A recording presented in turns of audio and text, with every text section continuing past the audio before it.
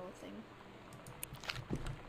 Okay, so that's that green skull that creeped me out in the first couple of minutes of the game was from Lonnie.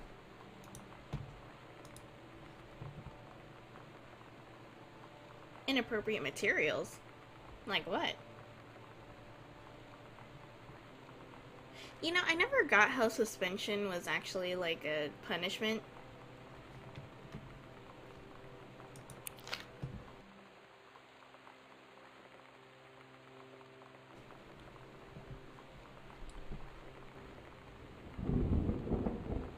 That is like the number one thing you should never say as a parent.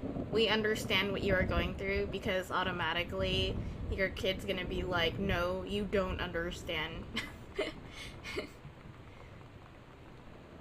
So did they kind of know about their relationship? I had an interesting talk with Mom and Dad tonight. One you were never gonna need to have. I mean, you've known, right?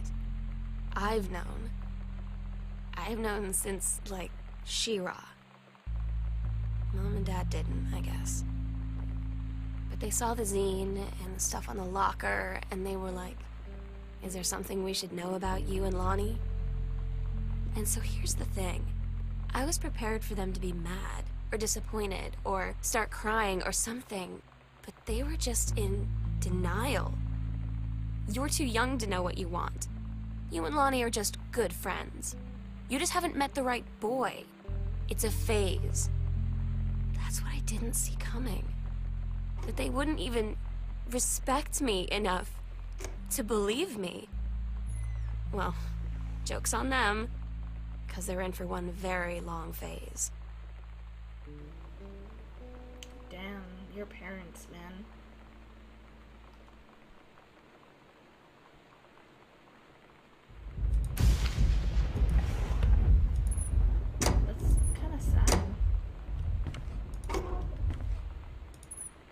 Man, this house is huge. Okay, so we went there.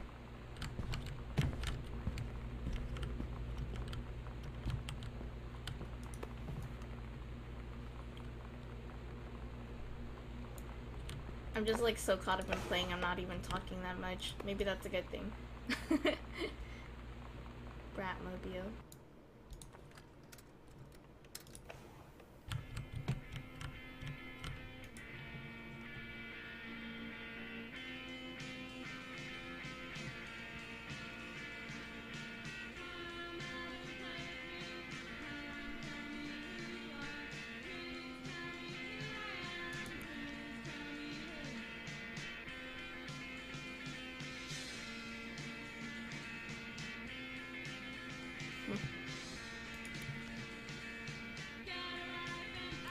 Samantha write this?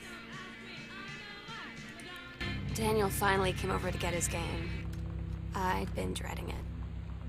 But he brought this story with him that I wrote when we were little. I started reading it, and then there I was, crying at the kitchen table. He asked what was wrong, and I was thinking about how we used to be friends, how much I'd taken for granted. But instead, I told him about school, and Dad, and Lonnie. And then how sorry I was that I wasn't his friend anymore. He gave me a hug and said it was going to be okay. For some reason, I almost believed him.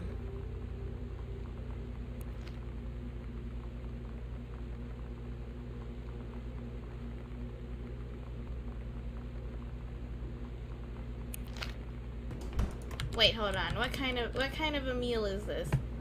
There's not even any meat here. God damn it. I would starve.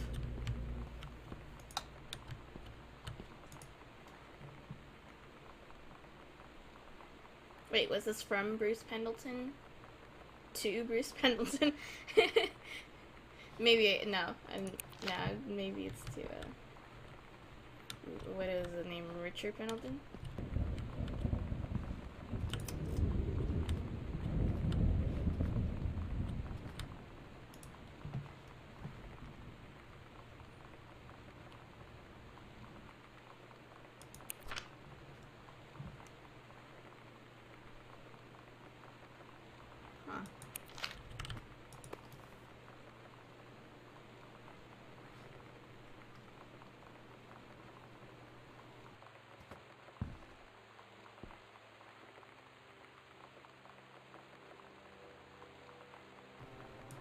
Okay, so this was before we found the pizza. She was like in the basement, was it?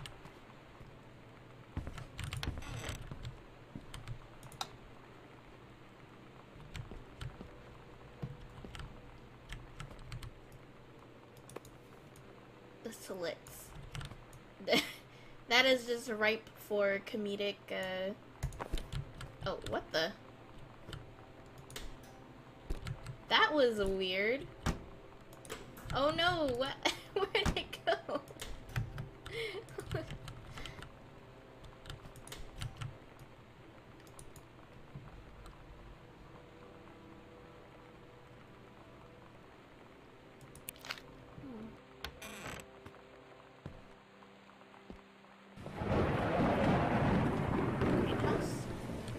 That is a really dope design.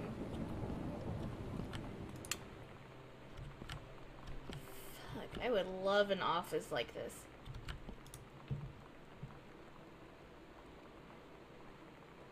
Good for you, Terrence. Good for you. Here it is. Couples retreat. Aw, they're trying to put the spark back in.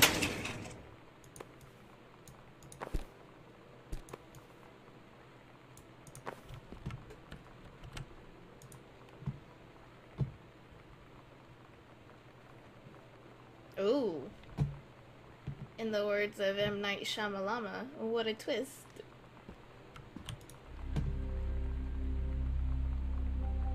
Where we'll do it.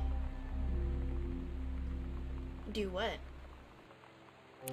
We agreed our last night together would be our happiest ever, and we'd forget tomorrow was going to come at all. It worked for a while.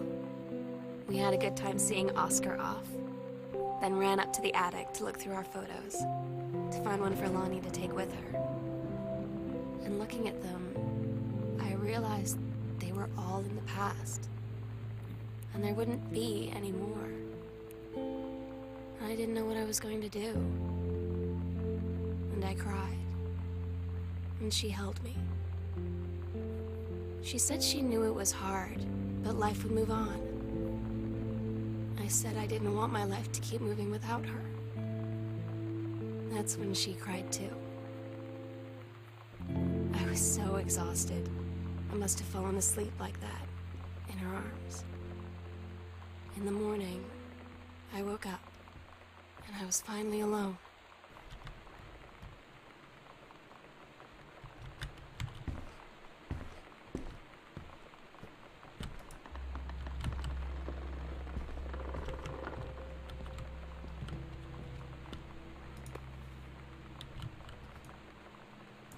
What the? Oh man, that is some crazy shit, dude.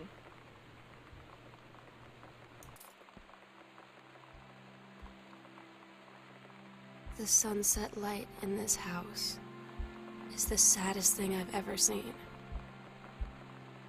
I just want to sleep. When I'm in the attic, it almost feels like Lonnie could still be here. She's just downstairs. I'm just waiting to hear her pull down the hatch and come running up. Maybe I'll go up to the attic and wait. Maybe all the supernatural and paranoia stuff is like a serious misdirection. Maybe that's not what it's about. Because so far this has just been a story about Sam.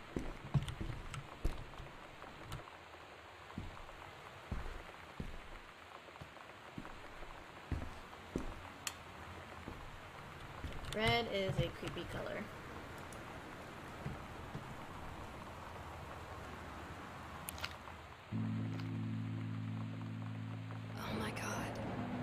Katie, I fell asleep in the attic, in Lonnie in my old spot, and I missed the first 2 calls. I just barely caught the third one before the machine got it.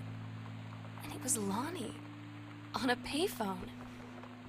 She'd been on the bus to Basic, and she said she couldn't think of anything but me, and us, and that she couldn't go through with it, with the army and being apart and all of it. And so she got off the bus in Salem. She said, "Sam, I want you to pack up everything you can and get in your car and come find me.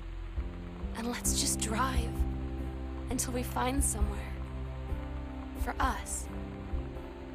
And she asked me if I could do that.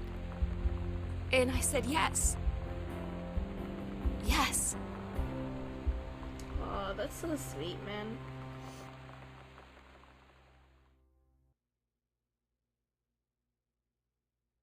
Katie, I'm so sorry that I can't be there to see you in person, that I can't tell you all this myself. But I hope as you read this journal and you think back, that you'll understand why I had to do what I did. And that you won't be sad, and you won't hate me, and you'll just know that I am where I need to be. I love you so much, Katie. I'll see you again, someday. Love, Sam. I was scared for no reason. I'm a genius. But, man, that was a really touching story. I don't want to get ahead of myself, but it feels a little hipster. Am I wrong? I don't mean to offend anyone with that comment. So, yeah, that was Gone Home. That was a really interesting game. It was really touching, too. I had the feels. And, yeah. Well, thank you for watching, and I'll see you next time.